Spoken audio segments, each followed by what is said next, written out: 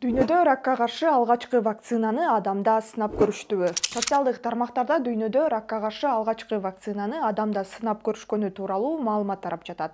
Анда кайсы вакцина каякта даярдалган жана кимге сайып көрүшкөнү жөнүндө жазылган эмес.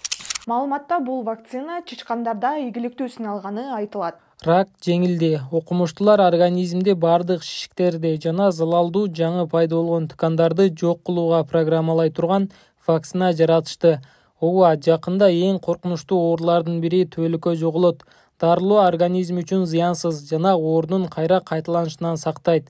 Вакцина чычкандарда ийгиликтүү сыналган деп жазылган.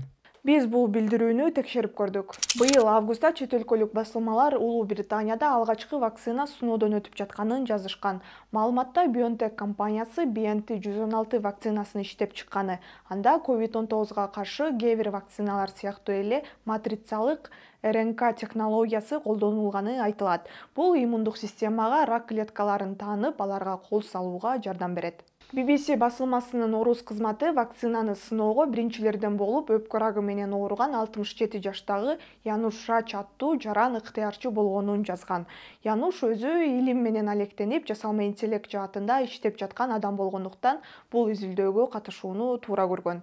Мен бул терапия рак клеткаларынан коргоону камсыздайт деп үмүттөнөм. Менин бул изилдөөгө катышуум келечекте башка адамдарга жардам берип, натыйжада терапиянын жеткиликтүү болушуна өлгө түзөт деп ойлойм. Мен өзүм да илим менен алектенем жана илимден өнүгүшү менде адамдардын ушундай программаларга катышуусунун аркасында гана мүмкүн экенин жакшы билем деген ал.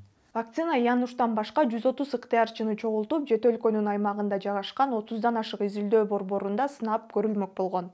BioNTech компаниясынын расмий сайтында да өпкө рагына вакцинанын клиникалык сыноосунун биринчи фазасы жүрүп жатканы жазылган. Ал жерде сыноо мөөнөтү 2027 жылга чейин деп көрсөтүлүп турат.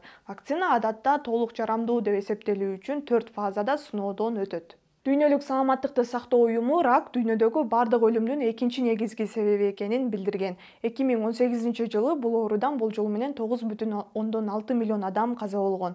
Бул ошол жылы өлгөн ар бир 6-чы адам эле. Рактын түрлөрү көп. Өпкө рагы эркектерден дагы, аялдардын арасында дагы кеңири тараган түрү.